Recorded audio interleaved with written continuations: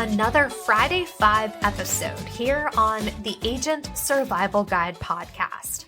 I'm your host, Sarah Ruppel, and each week I bring you a weekly recap of what happened this week that insurance agents need to know about.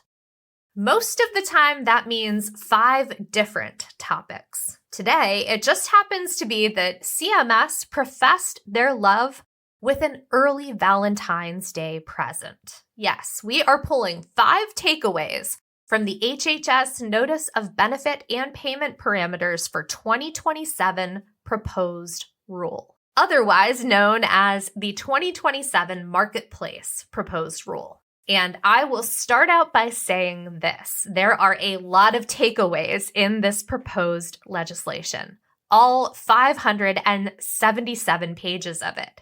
We will get into the full implications of this legislation in a more robust future episode after we've had a little time to circle the wagons here and let the information marinate in our brains for a little bit. And when I say here, I mean here at Ritter Insurance Marketing, the FMO that powers this podcast. For today's episode, though, and because this is the Friday 5, I like to approach legislation like this and give my initial 5 takeaways. Full disclosure, what I pick out might not be what others would pick out. I try to offer a mix of what is going to impact agents and what's going to impact consumers that agents are going to need to know about. Now, don't get me wrong, the proposed rule has changes that could affect the entire ACA market, but these are the highlights that I would focus on wrapping your head around first. And we'll start out at number 5 with the CMS proposal to remove non-pediatric dental services as an essential health benefit. CMS explains that they're trying to create parity between plans offered through the marketplace and employer-offered coverage. Most employer benefits offer dental coverage through an ancillary dental plan that's separate from their medical benefits. While I can't say I love the idea of beneficiaries losing coverage, I do understand the thinking from CMS here. They're taking a very literal interpretation of the law. One of the biggest recommendations we make is that agents have a well-rounded portfolio. And legislation like this is part of the reason why. Over on the Medicare side of things, we've seen benefits come and go from Medicare Advantage plans, creating a real need for ancillary plans to offer the benefits clients are typically looking for in retirement. Now we're seeing that play out similarly with marketplace coverage. If you don't have some sort of dental plan in your portfolio, whether or not this legislation makes it to the final rule, you should definitely have a handful of dental options in your portfolio. Number 4, the guidance notes a few pain points CMS is trying to address with their 2027 proposed rule. One of those is top of mind in the aftermath of expiring ACA subsidies. How do we keep marketplace plans affordable?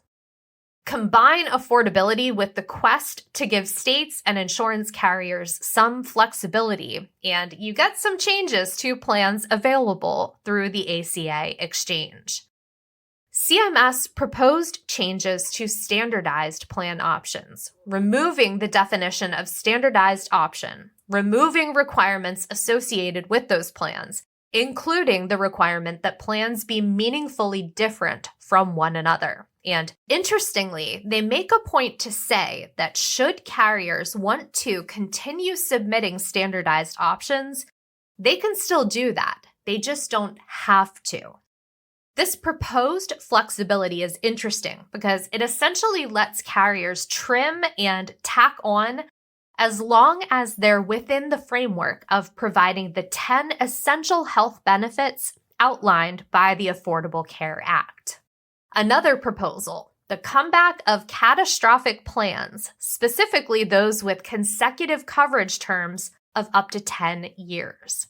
CMS would like to expand hardship exemption eligibility to include those who are over the age of 30 and who find themselves not eligible for other savings because their income falls below 100% of the federal poverty level or above 250% of the federal poverty level due to a change in income.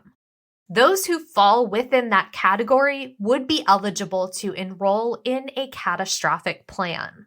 Another interesting tidbit, CMS is proposing that catastrophic plans with terms of at least 2 years use a value-based insurance design so they can offer preventive services as a pre-deductible or pre-cost sharing benefit. And then another shift in plan design for the marketplace, allowing non-network plans to achieve the QHP or Qualified Health Plan designation.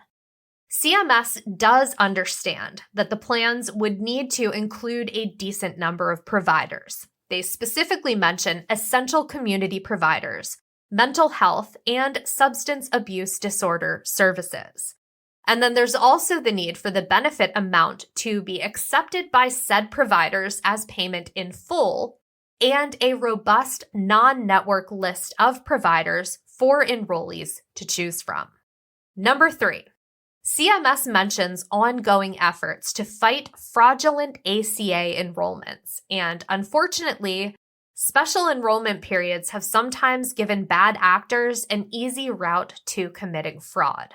In their 2026 Marketplace Final Rule, CMS got rid of the special enrollment period for those making less than 150% of the federal poverty level. That SEP is not coming back for 2027. Currently, CMS requires special enrollment period verification for loss of minimum essential coverage. According to the proposed rule, CMS plans to require pre-enrollment SEP verification on 75% or more new SEP enrollments in their attempts to combat fraudulent enrollment. Dates for open enrollment in 2027 are still set to take on the changes outlined in the 2025 Marketplace Final Rule. Federal exchanges will run open enrollment from November 1st through December 15th. State exchanges must also open on November 1st and may set their own end date as long as enrollment ends by December 31st and their open enrollment does not last for more than 9 weeks. Moving on to number 2, let's talk standards of conduct. Most agents selling in the ACA market are likely familiar with the eligibility application review form and the consumer consent form. In the past, you could use the CMS version or you could use a customized version. CMS proposes that everyone use their standardized official eligibility application review form and consumer consent form. According to CMS statements in the proposed rule, their audit of these forms found them to be confusing or missing information. CMS cited, quote, explanation of attestations, required dates, name of agent, broker, or web broker, affirmative response from the consumer, review of all application information, name of the consumer or the consumer's authorized representative, end quote. An unusually large number of applications were flagged because the applicant claimed to be a U.S. citizen without a social security number. Consent documentation was often also missing information, or when CMS requested the document be sent to them, it was not provided. Another change that goes hand in hand with this documentation is the CMS definition of taking an action. This is the term they use to describe the action a consumer takes to, quote, demonstrate their confirmation of the review of eligibility application info, end quote. Essentially, it's how a consumer shows that they understand the information they've been presented and that they sign off on that information. Moving forward, CMS will be looking for a handwritten signature, an electronic signature, or initials made directly on the document to indicate the consumer's consent, approval, or agreement. CMS would also accept an email from your client or your client's authorized representative, a recorded verbal conversation, or other clear and verifiable means. CMS will no longer accept a signature that is simply typed on documentation or a filled-in checkbox. These changes will serve as a two-pronged strategy to assist in weeding out those bad actors fraudulently enrolling individuals. We will have the link to the CMS model consent form and eligibility application review form in our episode notes. And then coming in at number 1, more conduct rules, this time around marketing, and something that those of us in the Medicare space have often wondered when it would come to the ACA. The answer is in the CMS 2027 Marketplace Proposed Rule. CMS has set a few new marketing requirements around ACA products that mirror safeguards in place on the Medicare side of things. If you're selling in both markets, some of these will be familiar. First on the list, and it might seem like a given, but the information agents give consumers must be correct and not misleading. The information most commonly used in ads to mislead individuals, the guarantee of $0 enrollment, and misrepresenting enrollment timelines. $0 premiums aren't always available to every consumer, and they're not always available in every area, so they should not be marketed as if they are. Agents can't provide cash, monetary rebates, gift cards, travel vouchers, or cash equivalents as a means to entice consumers to enroll in a plan or for other purposes. Pay to play is bribery, folks. Gifts of nominal value are still allowed, but the CMS Medicare gift rules apply. Those gifts can't be given as a reward for enrolling or completing an action. We did an episode on those rules not too long ago, and that will be linked in our episode notes as well. Brokers can't use government logos, notations, or images that look like those things to mislead a client into thinking that the agent is a representative of the government. Can't make your website look like a government website. Can't make it look like you are working for the government. Communication about enrollment timelines and deadlines must be clear. Agents may not create a false sense of urgency to sign up prematurely because of an impending deadline. In an effort to fight misinformation, CMS proposes the prohibition of, quote, misconstruing of legislation, regulations, or executive orders, including listing references or citations to fake or incorrect legislations, regulations, or executive orders, end quote. And hearkening back to those Medicare ads from a few years back that really kicked off scrutiny of testimonials and endorsements in our space, the prohibition of using an image, likeness, or quote from a notable figure to endorse something that is not truthful.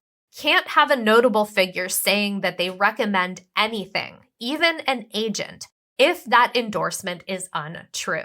And an interesting line in there that the rule, quote, also includes using AI-generated video, deep fakes, and falsely attributing a quote to a public figure, end quote. CMS plans to enforce these rules by requiring agents, brokers, web brokers, and agencies to produce marketing materials upon request. Now, of course, the disclaimer that I mentioned at the top of the episode still applies. This is proposed legislation. Nothing is set in stone just yet, and CMS is accepting comments on these proposals until March 11th, 2026. Comments can be submitted electronically, and we will be linking to the proposed rule in the Federal Register, so you can do that if you wish. You can also send in comments by regular, express, or overnight mail if you so choose. Also, for the purposes of this episode, again, these are just 5 highlights. There are many other things covered in the CMS proposal, that are also interesting and potentially impactful. Our ACA blog writer, Emily Ryan, is working on her write-up of this legislation. Very excited to dig into that, so keep a lookout for that in the coming week. And of course, if you have questions about anything you read or hear about from this proposed rule, please send them into our mailbag, asgpodcast@ritterim.com. That is our email, and we would love to hear from you. And now that we've gotten through this Valentine's Day gift from CMS, I don't know about you, but I'm ready to celebrate the weekend with my Valentines and give them their snackle boxes and gifts. I hope you have a great weekend as well. Stay safe, stay healthy out there, and we will see you next week. The Agent Survival Guide podcast is a production of Ritter Insurance Marketing, an integrity company. This episode of our show was written and produced by me, Sarah Ruppel. Script proofing by Emily Ryan. Podcast design by Urban Rivera. Follow along with our show wherever you like to listen.